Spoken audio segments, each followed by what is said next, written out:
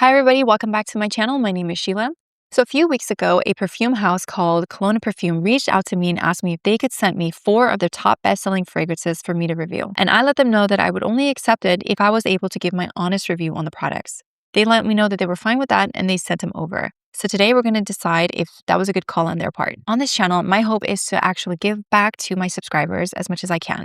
Stay till the end because I'm going to be doing a giveaway of all 4 fragrances to 4 lucky winners. And I'll let you know how to enter. You can also find the information written down in the description box below. So let's get into it. So I don't know about you, but I've actually never heard of Clone of Perfume before. So I did have to do a little bit of research to learn more about the house. On their website, it says, at the Clone, we believe luxury fragrance should be about the scent, not the markup. We create long-lasting luxury-inspired perfumes that capture the essence of iconic fragrances without the inflated designer price. Each fragrance will come in a carton like this. This is the Clone, and on the back, you're going to get the inspired by fragrance name, so you know which fragrance you got. Each fragrance is 1.7 fluid ounces or 50 mils, and it retails for $45. All of their fragrances are also extrait de parfum. So today we're going to be reviewing their inspired by fragrances of the infamous MFK Baccarat Rouge 540, Parfums de Marly Delina, Louis Vuitton Symphony, as well as Louis Vuitton Imagination. I've been wearing these fragrances for the past week so I could better speak to the longevity of the fragrance as well as the overall wearing experience. I'm going to get started with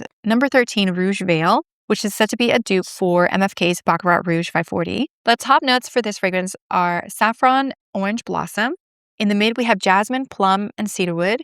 And in the base, we have oak moss, fir balsam, and amber. So upon initial spray on this fragrance, you smell a bit of cherry, and I know cherry is not listed in the notes, but that is what I'm picking up. You definitely get the saffron in the scent. There is definitely plum in this, as well as some cedarwood, and I do smell a bit of the amber in the base. Overall, I don't think that this smells like Baccarat Rouge's 540. We've all smelled the original scent by now. This fragrance, to me, it actually smells pretty nice, but it smells more like Noises Only Human if you've smelled this.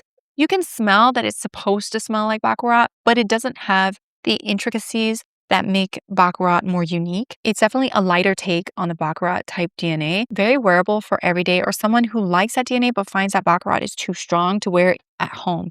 When you go out and about into the environment and you're wearing a strong fragrance, that's okay because it goes into the air. You can't really smell it. But if you're sitting, in a small office or you're sitting in your home office or at home, sometimes strong fragrances, they can be a bit overpowering in that environment. This type of fragrance will give you the same vibe, but it won't be as strong. This also didn't wear super long on me. I would say after 4 hours, I couldn't really smell it anymore. So if you are looking for a lighter take on this DNA, you might enjoy it. The next fragrance is called number 17, Delira. This is inspired by Parfums de Marly's Delina. The top notes are bergamot, nutmeg, rhubarb, lychee. Middle notes, Turkish rose, peony, petalia, and vanilla. And with the base being cashmerean, cedar, Haitian vetiver, and incense. So let's go ahead and spray this to see if it's close to the dupe. Ugh. Full disclaimer, I am one of the very few people that I don't like Delina. I am so sorry if Delina is like your favorite fragrance. I just don't enjoy fragrances that have a really prominent rose scent. But you want to know, is this a dupe for Delina? And I don't think that it is. Delina is a lot creamier. It tends to change as you wear it. And it has that incense in the base that provides a little bit of interest and smokiness to the fragrance overall. While this one, to me, smells a little bit closer to Delina La Rosée, where it has a lot of green to it. It smells like you're smelling the rose, but then you're also really getting a lot of the stem in the scent. So I don't smell much vanilla on this. I smell a lot of the bergamot. It's like a rose with the stem combined with the bergamot. You get a lot of that citrus in here. I did spray this on skin and it does wear a long time, but rose fragrances typically have a pretty good longevity. It actually reminds me a lot also of that Chloe fragrance that's very rose prominent, where it has a level of freshness. And I think the freshness is coming from the bergamot. So if you really enjoy rose fragrances overall, and you like fragrances like Delina La Rosée, Chloe, and other, rose prominent fragrances, then you may likely enjoy this scent. And if you're looking for an exact replica of Delina, this is not it. So if you want a rose scent that's also a little bit lighter on the wear, not headache inducing or not as beast mode, then you very well might enjoy this scent. Next up, we've got number 87, Imagine Noise. This is inspired by Louis Vuitton's Imagination. The top notes are again bergamot, citron, Sicilian orange. The middle is ginger, neroli, and black tea, with the base being ambroxan, gaiac wood, and white musk. I have not smelled the original Imagination, so I can't tell you if it smells exactly like it. But what I can tell you is what it smells like. In the opening, I smell a lot of the neroli. The neroli is very strong and prominent in here, which I don't believe in the original imagination is mentioned. Yeah, I smell neroli and black tea. I do smell some ambroxan, and that's kind of all I'm getting. Oh, and I'm getting a little bit of the orange. So overall, this scent is pleasant. And I do think that the scent is kind of in the middle, but leaning a little bit masculine. And the reason why is on the dry down of this, I started smelling a little bit of like a leather, even though leather's not listed. I do know that Gaiac wood is in the base, so I do think that that might be what I'm smelling, but it's like pleasant, and then that leathery scent comes in, and then I don't love it on my skin. So I sprayed it on my husband, and it smelled a lot better on his skin than it did on mine. So overall, I do think it's a very fresh scent. If you like neroli and black tea, you have to like those notes to enjoy this scent.